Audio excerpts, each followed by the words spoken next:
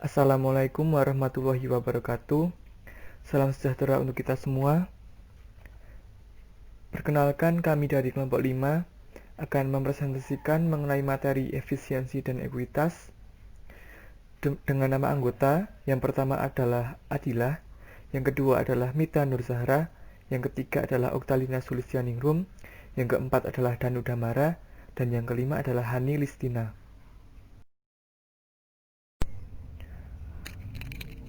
Untuk yang pertama adalah metode alokasi sumber daya. Tujuan dari bab ini adalah untuk mengevaluasi kemampuan pasar dalam mengalokasikan sumber daya secara efisien dan adil. Akan tetapi, untuk melihat apakah pasar melakukan pekerjaan dengan baik, kita harus membandingkannya dengan alternatifnya. Sumber daya di pasar mengalami kelangkaan, maka harus dialokasikan.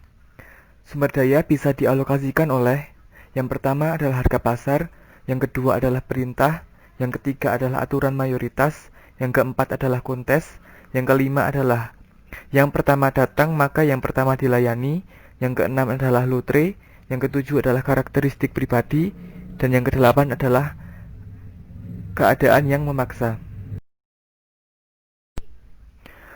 Harga pasar.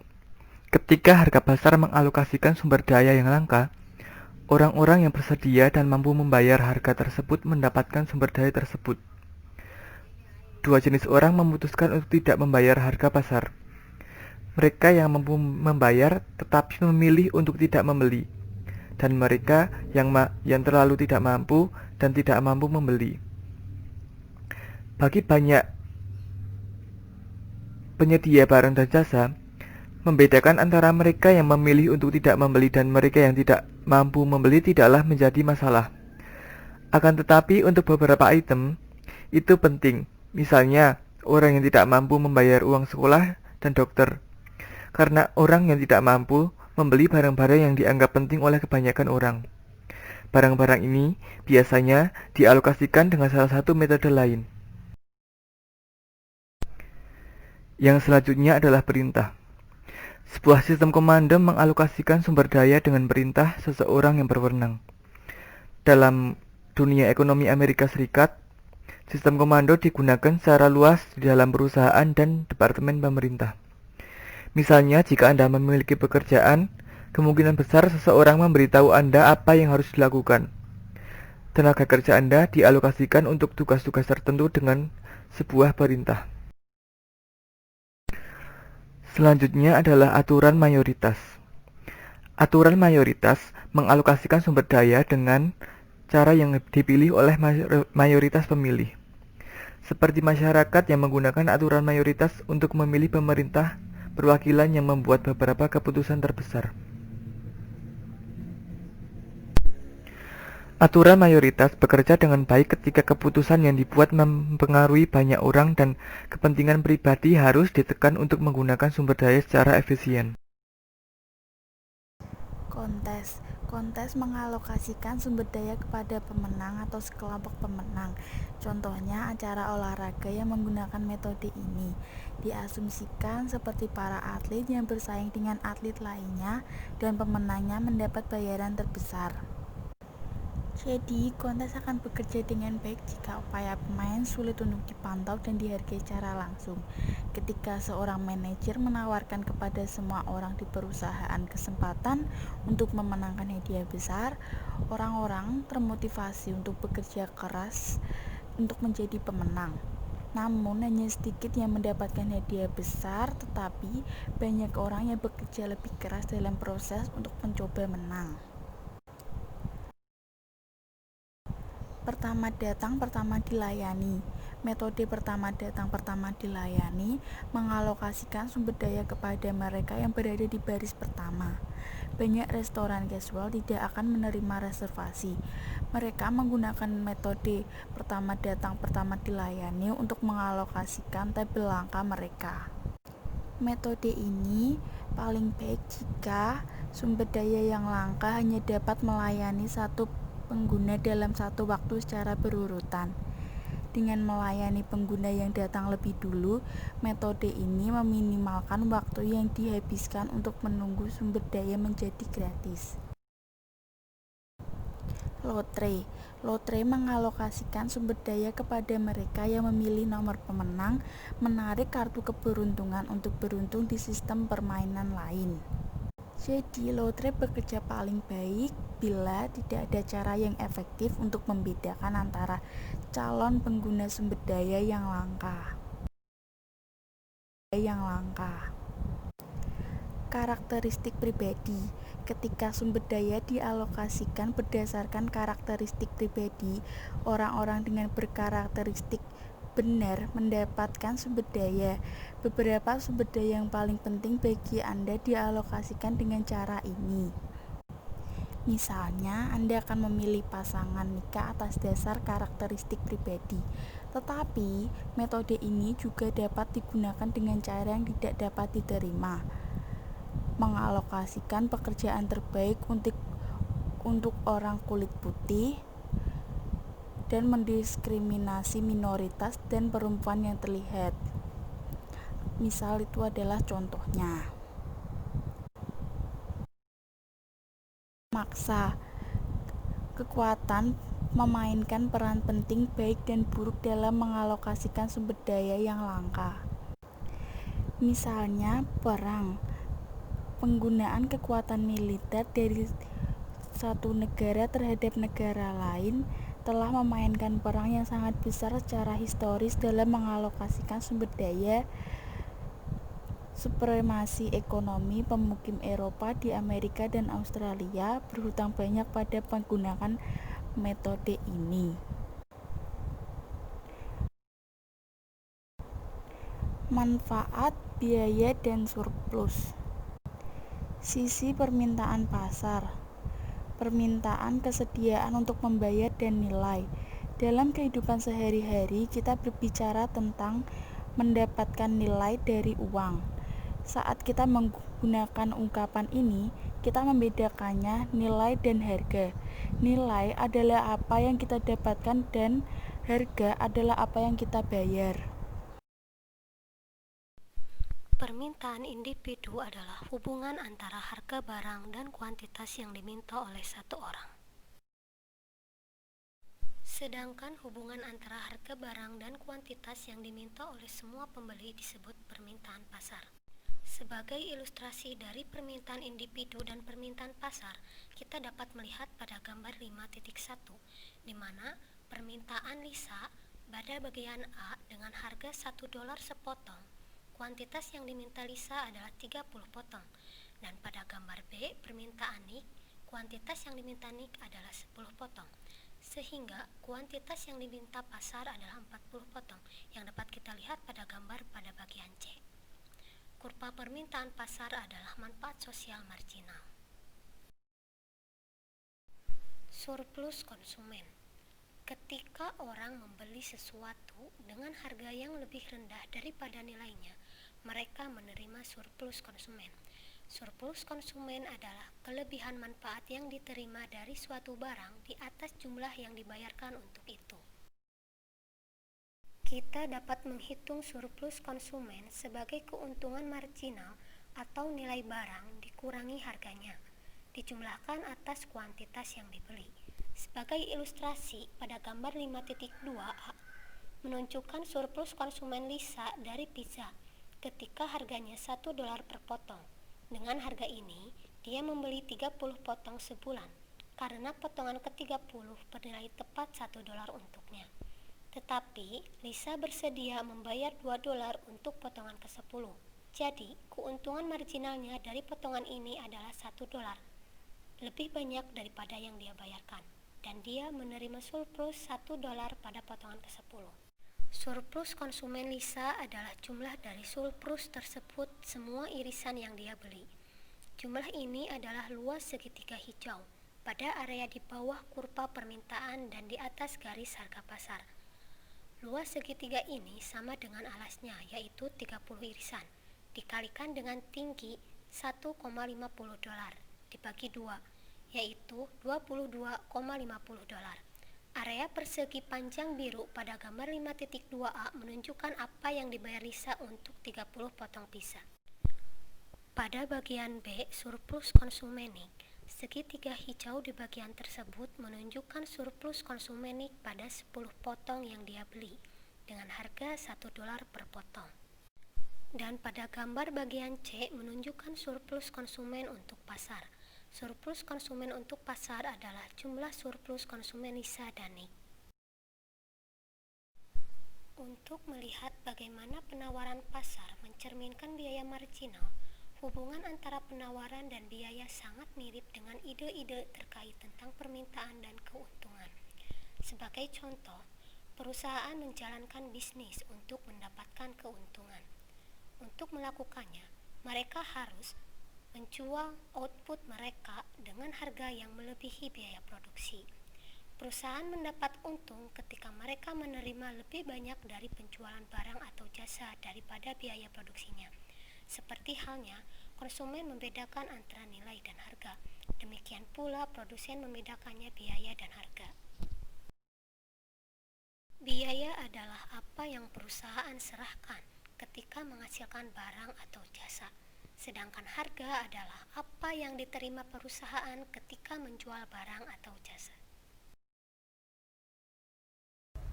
Biaya marginal adalah harga minimum yang harus diterima produsen untuk mendorong mereka menawarkan satu unit lagi barang atau jasa untuk dijual.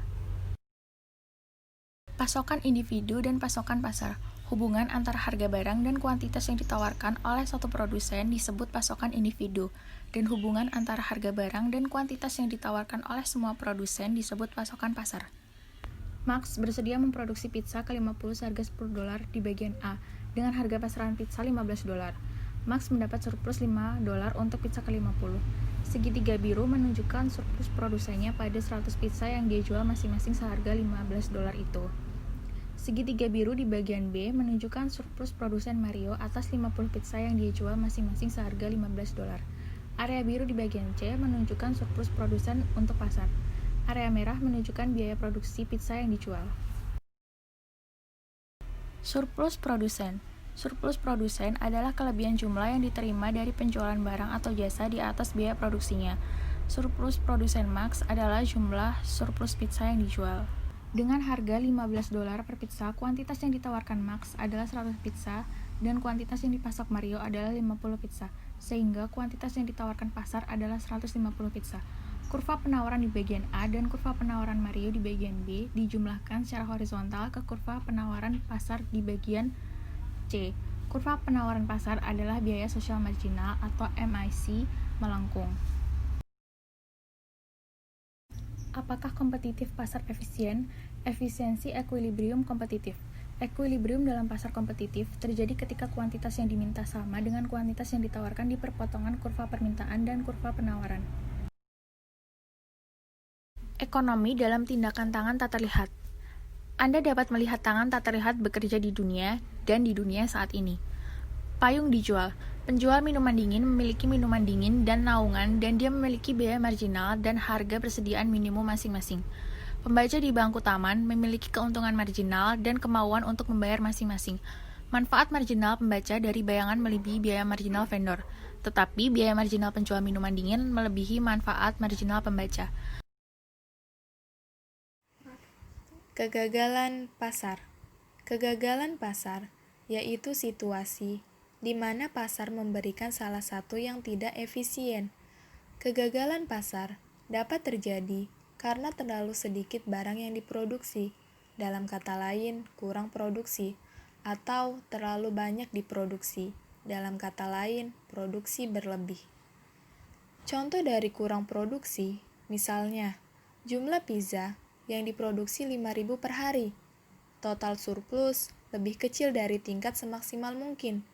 Kuantitas yang diproduksi tidak efisien karena ada produksi yang kurang. Seharusnya memproduksi 10.000 per hari karena kuantitas tersebut merupakan equilibriumnya. Contoh dari produksi berlebih, misalnya, jumlah pizza yang diproduksi 15.000 per hari. Konsumen bersedia membayar hanya $10 untuk pizza yang biaya produksinya $20. Dengan memproduksi pizza yang ke-15, $10 sumber daya terbuang percuma. Sumber kegagalan pasar. Hambatan efisiensi yang membawa kegagalan pasar dan menciptakan kerugian bobot mati adalah: yang pertama, peraturan harga dan kuantitas.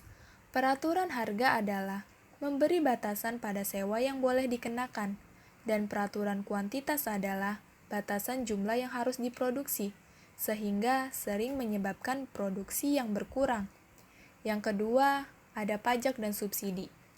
Pajak dapat menurunkan kuantitas yang diproduksi dan menyebabkan produksi yang kurang, sedangkan subsidi, yaitu pembayaran oleh pemerintah kepada produsen, menurunkan harga yang dibayarkan oleh pembeli dan meningkatkan harga yang diterima oleh penjual. Yang ketiga, eksternalitas. Eksternalitas adalah biaya atau keuntungan yang mempengaruhi orang lain selain penjual atau pembeli. Yang keempat, ada barang publik dan sumber daya bersama. Barang publik adalah barang atau jasa yang dikonsumsi secara bersamaan oleh semua orang, meskipun mereka tidak membayarnya. Sedangkan sumber daya umum dimiliki oleh siapapun, tetapi tersedia untuk digunakan oleh semua orang. Yang kelima, ada monopoli. Monopoli adalah perusahaan yang merupakan satu-satunya penyedia barang atau jasa. Karena tidak memiliki pesaing, maka ia dapat menetapkan harga sendiri yang mementingkan dirinya sendiri. Dan yang terakhir, ada biaya transaksi tinggi. Biaya transaksi adalah biaya layanan yang memungkinkan pasar mempertemukan pembeli dan penjual. Alternatif pasar. Alternatif pasar atau pasar alternatif merupakan pasar yang berbeda dari pasar reguler, tunai, dan negosiasi yang ada di bursa saat ini. Selama ini BEI sudah menjalankan fungsi sebagai penyedia pasar utama bagi transaksi efek sesuai Undang-Undang Pasar Modal. Misalnya, regulasi harga atau kuantitas yang menciptakan inefisiensi hampir selalu merupakan hasil dari kelompok yang memiliki kepentingan sendiri, menjadi mayoritas dan membebankan biaya pada minoritas. Selain itu, dengan aturan mayoritas, suara harus diterjemahkan menjadi tindakan oleh birokrat yang memiliki agenda sendiri-sendiri berdasarkan kepentingannya sendiri. Apakah pasar kompetitif adil? Untuk berpikir tentang keadilan, pikirkan kehidupan ekonomi sebagai permainan yang serius. Semua gagasan tentang keadilan dapat dibagi menjadi dua kelompok besar. Yang pertama, tidak adil jika hasilnya tidak adil. Yang kedua, tidak adil jika aturannya tidak adil. Mari kita bahas satu persatu. Yang pertama, tidak adil jika hasilnya tidak adil. Upaya paling awal untuk menetapkan prinsip keadilan didasarkan pada pandangan bahwa hasilnya lah yang penting. Efisiensi membutuhkan kesetaraan pendapat. Untuk membuat economic pie sebesar mungkin, harus dipotong dengan potongan yang sama. Harga kesetaraan yang membuat efisiensi disebut utilitarianisme.